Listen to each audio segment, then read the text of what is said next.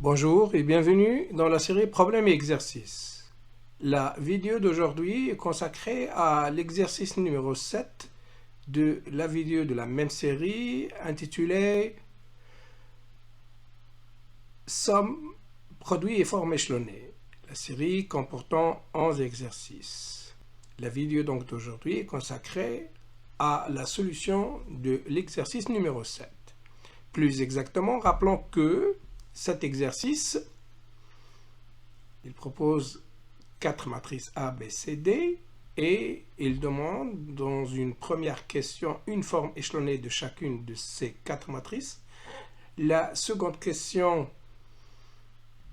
est de déterminer une forme échelonnée réduite de chacune des 4 matrices et la dernière question est de déterminer la forme échelonnée linéaire réduite canonique de chacune de ces 4 matrices A, B, C, D. Voici le corrigé. Pour la question petit a qui concerne le calcul d'une forme échelonnée de chacune des matrices A, B, C, D, rappelons la matrice grand A et la matrice grand B, remarquons que une forme échelonnée d'une matrice donnée, c'est une matrice qui est échelonnée et qui est équivalente à la première matrice, à la matrice de départ.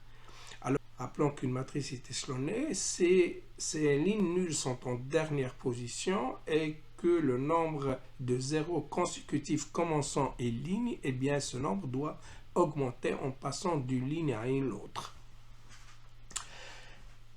Et on appelle opération élémentaire, c'est toutes les opérations qui consistent à échanger deux lignes d'une matrice ou bien à multiplier une ligne non nulle par un nombre non nul ou bien ajouter à une ligne un multiple non nul d'une autre ligne. Alors concernant ces deux matrices, remarquons que la matrice A est échelonnée.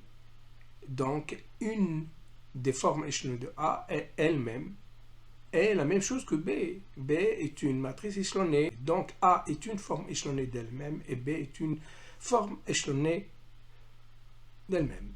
Regardons pour la matrice C, déterminons une de ces formes échelonnées. Eh bien, la matrice C n'est pas échelonnée. Donc, pour trouver une forme, on doit appliquer à C un certain nombre d'opérations élémentaires jusqu'à récupérer une matrice, elle, qui est échelonnée. Alors, rappelons l'algorithme qui est exposé dans une vidéo de la série de résolution des systèmes d'équations par les opérations élémentaires. Alors, l'algorithme nous dit, étant donné une matrice dont on veut chercher une forme échelonnée, eh bien, premièrement, s'il y a des lignes non nulles, on doit les mettre en dernière position. Et si maintenant on a une matrice qui n'est pas échelonnée, dont les lignes nulles sont en dernière position ou il n'y a pas de ligne nulle, comme c'est le cas ici pour la matrice C, eh bien l'algorithme commence par déterminer la première colonne non nulle de la matrice en question, ce qui est ici la première colonne non nulle, c'est la première. Et puis dans cette première colonne non nulle, on se fixe le premier coefficient non nul de cette colonne ici, qui est ce coefficient-là.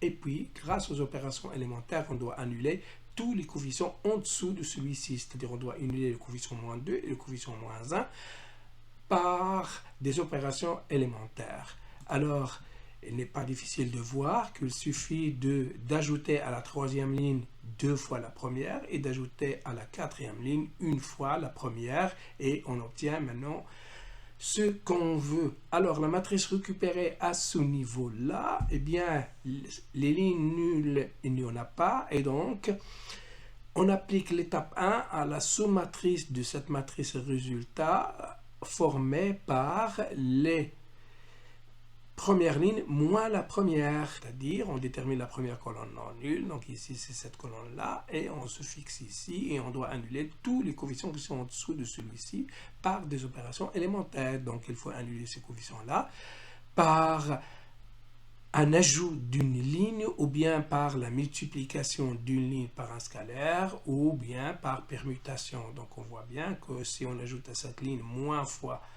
une fois cette ligne, eh bien on va récupérer ici un 0. Donc voilà, on applique l'opération L1 10 4 2 de moins 1, c'est-à-dire moins 1 fois la deuxième ajoutée à la quatrième, on récupère cette matrice. Alors, et puis, cette matrice-là, maintenant, elle est bien échelonnée. Et donc, cette matrice est bien une forme échelonnée de la matrice C. On est bien passé de C à celle-ci par application de 3 opérations élémentaires. Donc, cette matrice est une matrice équivalente à C et qui est échelonnée. Donc, c'est bien une forme échelonnée de la matrice C. Regardons maintenant ce qui se passe pour la matrice D, c'est-à-dire déterminons une matrice équivalente à D et qui est échelonnée. Donc, voilà la matrice D. Mais la matrice D n'est pas échelonnée.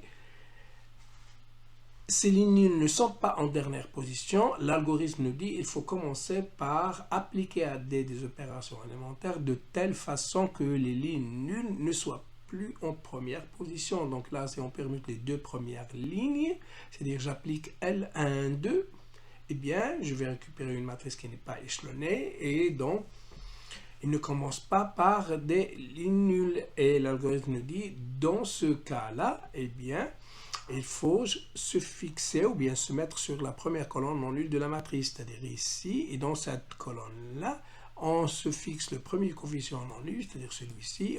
Grâce à des opérations élémentaires, on doit annuler tous les coefficients qui sont en dessous de celui-ci.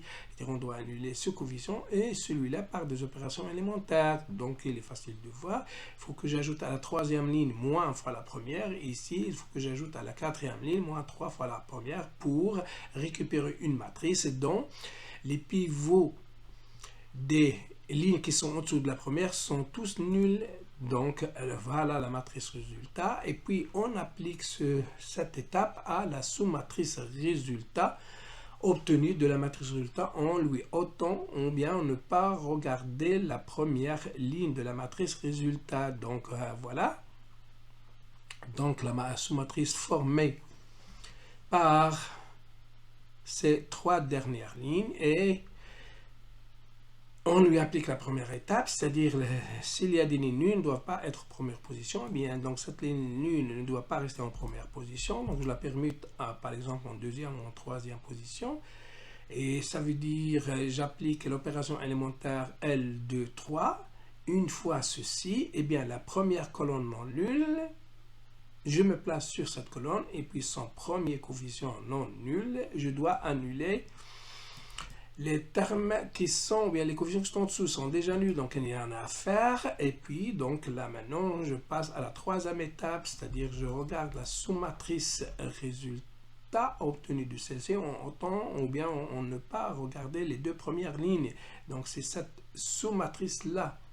Eh bien, pour cette sous-matrice, la première colonne non nulle, elle est celle-ci. Eh bien, voilà, je me place dans son premier coefficient non nul et je regarde est-ce que tous les coefficients en dessous de celui-là sont nuls ou pas. Eh bien, c'est le cas. Donc, ou bien en résumé, la matrice résultat elle est déjà échelonnée. Et donc, une forme échelonnée de la matrice D, eh bien, celle-ci, on voit bien qu'on est passé de D à là par application de 5 opérations élémentaires et on a obtenu une matrice qui est échelonnée ligne. Donc cette matrice est bien une forme échelonnée ligne de la matrice D.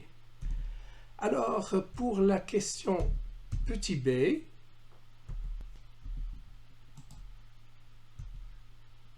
c'est-à-dire calculer une forme échelonnée réduite des 4 matrices ABCD, commençons par chercher une forme échelonnée réduite de A et de B.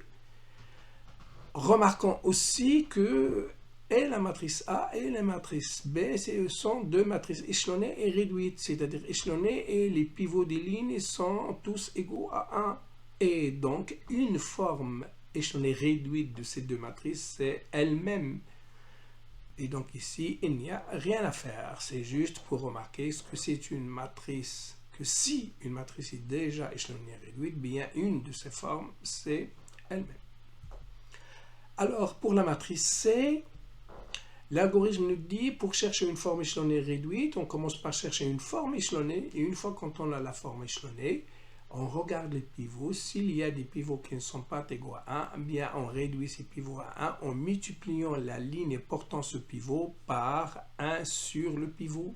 Et bien ici, pour la matrice C, on vient de calculer une de ces formes échelonnées qui était bien cette matrice-là. Et donc, il y a ce pivot-là qui n'est pas égal à 1, donc je dois multiplier la troisième ligne par 1 quart, et la matrice résultat, elle est bien échelonnée, et les trois pivots sont bien égaux à 1, donc cette matrice est bien une forme échelonnée réduite de la matrice C.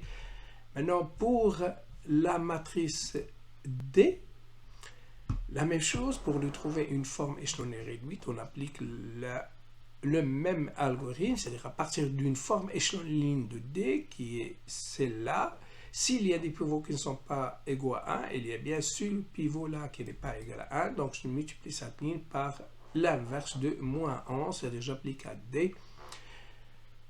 L'opération élémentaire L indice 3 de moins 1 onzième, c'est-à-dire je multiplie la ligne 3 par moins 1 onzième et je récupère cette matrice qui est bien échelonnée et tous les pivots sont égaux à 1, donc c'est bien une forme échelonnée réduite de la matrice D. Quant à la question petit c, c'est-à-dire chercher une forme réduite canonique des 4 matrices, eh bien je rappelle qu'une matrice est dite réduite échelonnée canonique s'il est échelonné réduite. Canonique, ça veut dire que chaque pivot est l'unique terme non nul de sa colonne. Eh bien, pour la matrice A, ça on voit bien que c'est une matrice échelonnée ligne réduite, mais il y a ce pivot-là, il n'est pas l'unique terme non nul de sa colonne. Donc, je dois annuler les coefficients qui sont au-dessus de ce pivot-là, en commençant par le pivot de la ligne la plus basse, et ceci en ajoutant un multiple de cette ligne à cette ligne-là, c'est-à-dire une fois la troisième ligne, je l'ajoute à la deuxième ligne, c'est-à-dire application de l'opération élémentaire L indice 2, 3, 2, 1, et on récupère cette matrice. Cette matrice, elle est bien échelonnée, ligne réduite et canonique. Les trois pivots sont l'unique terme de leur colonne. Quant à la matrice B, on remarque que la matrice B, elle est échelonnée, ligne réduite et même canonique, car les deux pivots, chacun est l'unique terme non nul de sa colonne. Alors que pour les matrices C et D, alors, C, on a bien calculé avant une forme échelonnée réduite qui était la matrice C1, celle-là. Eh bien, ici, on a trois pivots. Le seul pivot qui n'est pas l'unique terme de sa colonne, c'est le pivot de la troisième ligne. Et donc, il faut annuler ce coefficient-là et ce coefficient 1 par des opérations élémentaires lignes, c'est-à-dire je ajoute à la deuxième ligne moins 2 fois la première et j'ajoute à la première moins 1 fois la troisième. Alors, je répète, on ajoute à la deuxième ligne moins 2 fois la troisième, on ajoute à la première ligne moins 1 fois la troisième, c'est-à-dire application de ces deux opérations élémentaires à la matrice C1 pour retrouver la matrice cherchée. Et bien par application de ces deux opérations élémentaires, on retrouve, voici la forme échelonnée réduite canonique de C. Alors, reste pour la matrice D, alors la même chose pour la matrice D, une des formes échelonnées réduites de D est la matrice D1. Pour retrouver la forme échelonnée réduite canonique, on regarde s'il y a un pivot qui n'est pas l'unique terme de sa colonne, eh bien il faut annuler les coefficients qui sont en dessous de ce pivot. Et bien ici, toujours, il s'agit de ce pivot, du pivot de la troisième ligne de D. Donc, il faut annuler 4 et 4, 4 de la deuxième ligne et 4 de la première ligne, et ceci est possible en ajoutant à la deuxième ligne et à la première ligne moins 4 fois la troisième.